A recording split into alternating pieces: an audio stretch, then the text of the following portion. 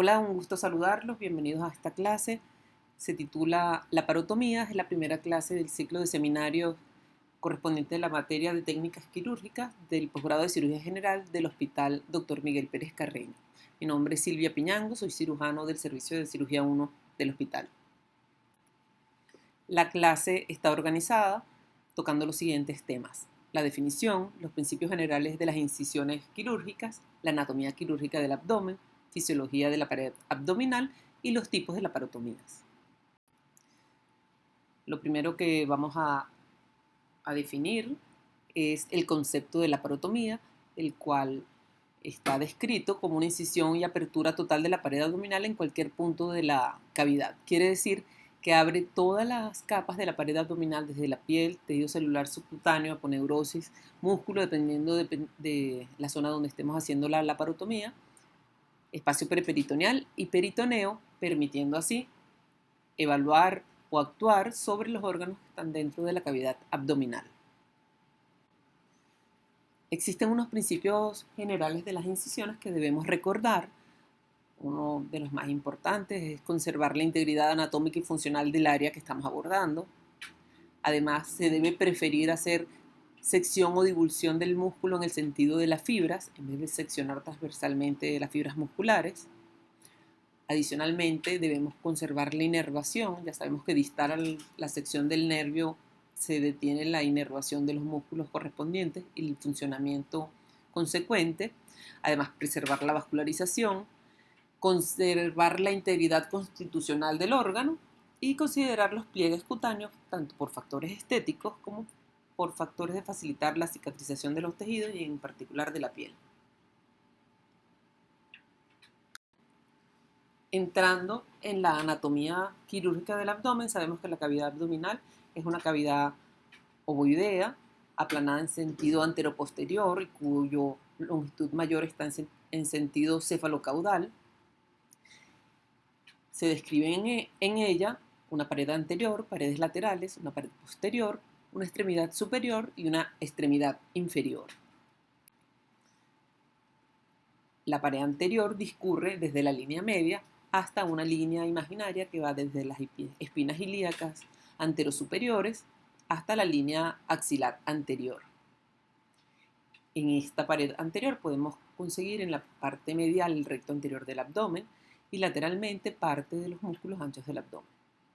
Es la zona de preferencia para abordaje de la cavidad abdominal, ya que permite una exposición amplia de los órganos intraabdominales.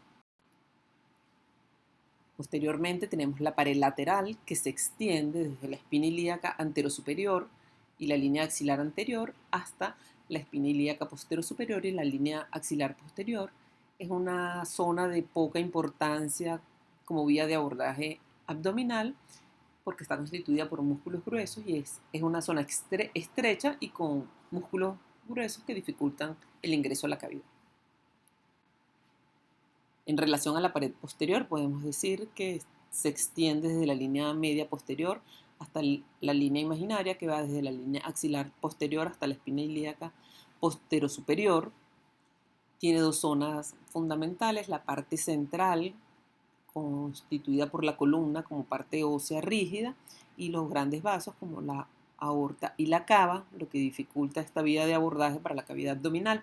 Y lateralmente está la región lumbar, con los músculos lumbares, que permite el abordaje fundamentalmente para los órganos retroperitoneales como el riñón, las glándulas suprarrenales, el páncreas y el hígado. La extremidad superior está constituida por el diafragma, que separa la cavidad torácica de la cavidad abdominal. Como recordamos, el diafragma tiene forma semejante a un paraguas, donde la parte periférica está en contacto con la cavidad torácica y en la parte central o caudal está en contacto con los órganos intraabdominales. En la extremidad superior se describe la región toracoabdominal de Gregoire, que se extiende desde el apéndice sifoides hasta la espina de las escápulas. Esto es una línea horizontal, y en la parte caudal está una línea horizontal que pasa por la cicatriz umbilical y la duodécima costilla. Los traumatismos y las heridas que se producen a nivel de esta zona tienen la particularidad que tienen un doble componente o la posibilidad de tener un doble componente de lesión a nivel torácico y a nivel abdominal. La extremidad inferior constituye el soporte y el piso de la cavidad abdominal. Está constituida por los órganos pélvicos y la musculatura del piso pélvico o el músculo elevador del ano. A través de esta vía de abordaje es difícil el abordaje a la cavidad abdominal, aunque es posible básicamente a través de la vagina y del recto. De este modo tenemos que la pared abdominal está constituida por un músculo longitudinal que está anterior, que es el recto anterior del abdomen. Tenemos en la parte posterior el cuadrado lumbar y después tenemos los músculos anchos del abdomen que van de profundo a superficial. Están constituidos por el músculo transverso, cuyas fibras se dirigen de atrás a adelante en sentido horizontal. Posteriormente tenemos el oblicuo interno, cuyas fibras se dirigen de atrás hacia adelante y de abajo hacia arriba. Se insertan en la cresta ilíaca y se dirigen hacia el reborde costal y hacia la línea media. Y después tenemos a nivel superficial el oblicuo externo, cuyas fibras se dirigen de atrás adelante y de arriba abajo, desde el reborde costal y las costillas hacia la cresta ilíaca y hacia la línea media. Vamos a detenernos un momento para describir la constitución de la vaina de los rectos. Como sabemos, el recto anterior del abdomen y su vaina aponeurótica es diferente en la parte superior del abdomen a la parte inferior del abdomen. Esto se debe a que la aponeurosis del oblicuo menor se desdobla en la parte superior, en la parte cefálica de la vaina de los rectos, en dos hojas, una que discurre por la cara anterior y otra que discurre por la cara posterior. En esta zona, en la parte cefálica, la hoja que discurre por la cara anterior se une con la prolongación aponeurótica del oblicuo externo, mientras que la hoja posterior del oblicuo interno, de la aponeurosis del oblicuo interno, se une con la prolongación aponeurótica del músculo transverso. Entonces tenemos una vaina aponeurótica que tiene una cara anterior y una cara posterior. En la zona infraumbilical, entre el tercio superior y los 2/3 inferiores, todas las hojas aponeuróticas se dirigen hacia la parte superficial, hacia la cara anterior de la vaina de los rectos, dejando la cara posterior en contacto con el espacio preperitoneal y con el peritoneo. En relación al estrecho superior, en el estrecho superior hay que hacer algunas consideraciones. Sabemos que el diafragma es una lámina muscular con un centro fibroso con unos defectos congénitos que permiten el paso de la vena cava, de la aorta, del esófago, entre otros. Esos tres defectos permiten el paso o la comunicación entre la cavidad abdominal y la cavidad torácica. Cuando analizamos el estrecho inferior, tenemos que también hay defectos que permiten el paso o la salida de algunos órganos y algunos aparatos, como el aparato geniturinario a través de la uretra. A través de la vagina se comunican los órganos reproductores femeninos con el exterior, y a través del ano y el recto y el ano pues se comunica el aparato digestivo con el exterior. El estrecho inferior constituye el suelo pélvico, está representado por el músculo elevador del ano con todos sus fascículos. No es una zona frecuente de abordaje de la cavidad abdominal, excepto algunos casos. Pudiésemos dar el ejemplo de cirugías laparoscópicas donde se hace extracción de los órganos a través de la vagina, a través de incisiones intencionales en la vagina para extraer estos órganos y no tener que hacer una laparotomía en la cara anterior del abdomen para extraer estas piezas.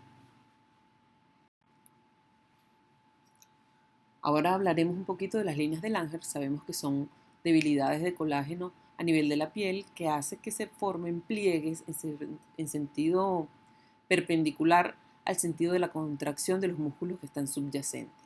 Estas líneas tienen unos principios generales, pero es variable entre los individuos. No podemos decir que todos los individuos tienen esas arrugas que se producen de igual manera. Es recomendable seguir las líneas de Langer para las incisiones, ya que esto facilita la cicatrización de la piel y produce menos complicaciones e incisiones más estéticas. La irrigación de la pared abdominal también es un factor que debemos tomar en cuenta. Les voy a presentar y les voy a describir este gráfico y después lo veremos en una imagen para que se lleven la impresión visual de por dónde discurren las arterias en la pared abdominal. A nivel posterior tenemos las arterias lumbares, ramas de la aorta. A nivel lateral tenemos la circunfleja ilíaca profunda, rama de la ilíaca externa, y la circunfleja ilíaca superficial, rama de la femoral común. Y a nivel anterior tenemos la epigástrica superior, rama de la mamaria interna, rama de la subclavia, y la epigástrica inferior, rama de la ilíaca externa. Y adicionalmente tenemos la epigástrica superficial, rama de la femoral común. Estas últimas se anastomosan por inoculación en el transcurso o en el recorrido del recto anterior del abdomen. Aquí podemos visualizar la arteria epigástrica superior que discurre en la cara posterior o profunda del recto anterior del abdomen. Igual tenemos la epigástrica inferior que va por la cara profunda y tenemos la epigástrica superficial, lo vemos en la parte inferior del dibujo, que se va a la cara anterior del recto anterior del abdomen. Lateralmente tenemos la circunfleja ilíaca superficial y profunda, y adicionalmente a las lumbares que no se ven en esta imagen, tenemos extensiones o prolongaciones de las arterias intercostales.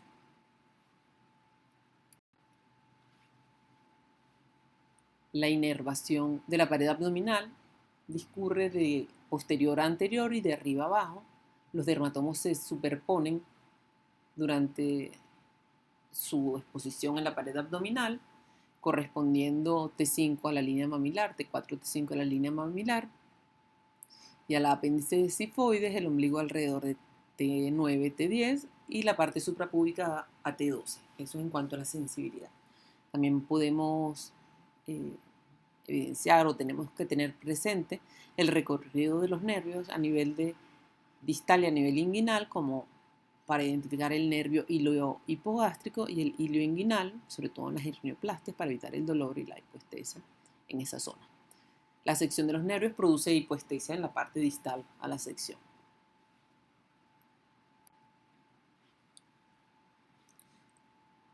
Entrando en la fisiología de la pared abdominal, debemos recordar que la pared abdominal tiene una función de contener las vísceras abdominales dentro del abdomen, además de comprimirlas durante maniobras como el vómito, durante la evacuación, y además mantener la estática del cuerpo.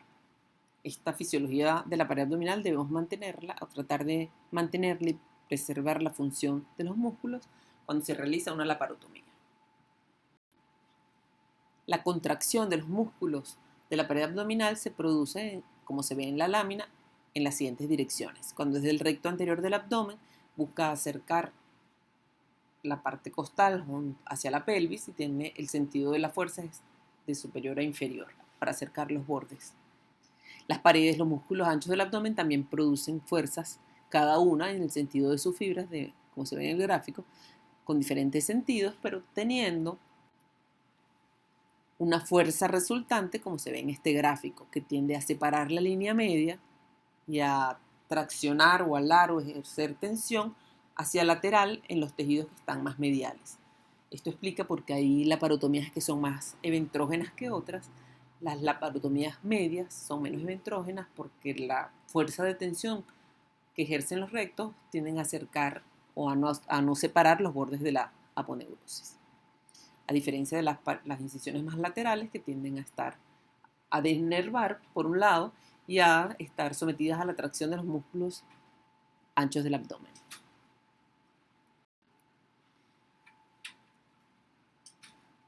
Ahora vamos a analizar las laparotomías según sus diferentes clasificaciones. Hay varias clasificaciones. Una de las clasificaciones es la que toma como referencia la dirección de la ejecución. Y así tenemos laparotomías verticales, transversales, horizontales, oblicuas o curvas. Todas estas últimas tres son transversales y mixtas.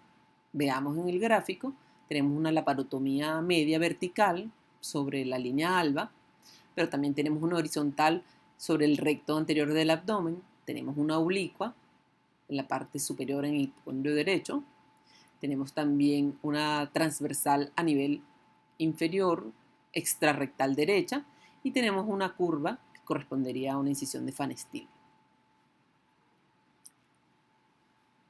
Vamos a detenernos un momentico para evaluar también las mixtas, que es en la cual hay una suma de direcciones para aumentar el campo de abordaje en la cavidad abdominal. También se clasifican según su situación. Entonces, se pueden clasificar en anteriores, laterales, posteriores o toraco-laparotomías. Las anteriores pueden ser medianas, como vemos en el dibujo, las líneas amarillas, o paramedianas. Las paramedianas pueden ser pararrectal interna, pararrectal externa o transrectal, dependiendo de cómo aborden el músculo recto anterior del abdomen. Pero si están por fuera del recto anterior del abdomen, son laterales o extrarrectales. También hay posteriores o lumbares que no aparecen en esta diapositiva y hay tóraco-laparotomías que abordan el tórax en conjunto con la cavidad abdominal. En esta lámina podemos ver los planos que se inciden en los diferentes tipos de laparotomías anteriores. En la número 1, que discurre a través de la línea media, hay sección de la línea alba. Entonces el cirujano hace una incisión en piel, tejido celular subcutáneo, la línea alba, después entra en el espacio preperitoneal y el peritoneo. A diferencia de las que están en relación con el recto, que son la pararrectal interna, la transrectal o la pararrectal externa, como son 2, 3 y 4 respectivamente, en las cuales se abre la cara anterior de la vaina del recto y después el músculo o se separa lateralmente o se separa medialmente o se hace divulsión de las fibras cuando es una laparotomía transrectal para después llegar a la hoja posterior de la vaina del recto, la cual también tenemos que seccionar, entrar al espacio preperitoneal y posteriormente llegamos al peritoneo para entrar en la cavidad abdominal. Entonces en la pararrectal interna separamos el músculo lateralmente, en la transrectal separamos las fibras musculares y en la pararrectal externa separamos el músculo hacia la parte medial. La clasificación según su mecanismo de ejecución depende del sentido en el cual abrimos las capas desde la pared abdominal, desde la piel hasta el peritoneo. Si todos los planos son incididos en el mismo sentido, son laparotomías simples, y si son, dependiendo del plano, hay diferentes sentidos de incisión, estas son laparotomías complejas. Por ejemplo, la laparotomía de McBurney, donde la piel y el tejido celular subcutáneo se inciden en un sentido, mientras que los músculos anchos del abdomen y la aponeurosis se separan en el sentido de sus fibras y posteriormente se abre el peritoneo en el sentido de la incisión original. La clasificación según su relación con la línea media y el ombligo nos permite ubicarnos en qué tipo de incisión se le realizó a un paciente sin la necesidad de usar epónimos. En medicina cada vez menos está justificado el uso de epónimos. Las cosas deben ser escritas con palabras que ubiquen visualmente y anatómicamente al interlocutor. Entonces se clasifican en supraumbilical, infraumbilical, paraumbilical y derecha, izquierda o bilateral. Veamos algunos ejemplos. Aquí tenemos incisiones verticales. La número 1 es una incisión media supraumbilical o mediana supraumbilical. Después tenemos la número 2, que es una incisión mediana infraumbilical. Tenemos la número 3, que es una incisión mediana supra, para e infraumbilical. Tenemos el número 4, que es una laparotomía pararrectal interna supraumbilical. La número 5, una transrectal derecha supraumbilical. La número 6, una pararrectal externa derecha supraumbilical. El número 7 sería una pararrectal externa infraumbilical. En relación a las transversales, ¿cómo las describiríamos? Es una incisión transversal supraumbilical transrectal derecha, la número 1. La número 2 es una incisión transrectal supraumbilical bilateral. La número 3 es una incisión combinada pararrectal supraumbilical derecha. La 4 es una incisión pararrectal supraumbilical izquierda. La número 5 es una incisión oblicua extrarrectal derecha. La número 6 sería una incisión curva suprapúbica infraumbilical bilateral, que pudiese ser tipo Fan Steel o un Chernow. Las incisiones oblicuas tenemos, ¿cómo la podemos describir? Una incisión oblicua, subcostal derecha, transrectal, supraumbilical, o una bilateral, como el número 2, una combinada supraumbilical, bilateral, o la número 3 es una oblicua, transrectal, derecha, supraumbilical. El número 4 que correspondería a una laparotomía de McBurney, una laparotomía compleja, extrarrectal, oblicua, infraumbilical derecha. Tenemos combinadas también según, como ya lo vimos, según el mecanismo de la dirección de la incisión y el objetivo de estas laparotomías es aumentar el campo de exposición intraabdominal. Cada una algunas tienen nombre propio y otras tienen la descripción general como se debe hacer de las laparotomías. Tenemos laparotomías extendidas donde se aborda la cavidad abdominal pero se prolonga hacia el tórax. Vamos a describir, por ejemplo, la número 2, que es una incisión mediana con una extensión en quinto espacio intercostal izquierdo.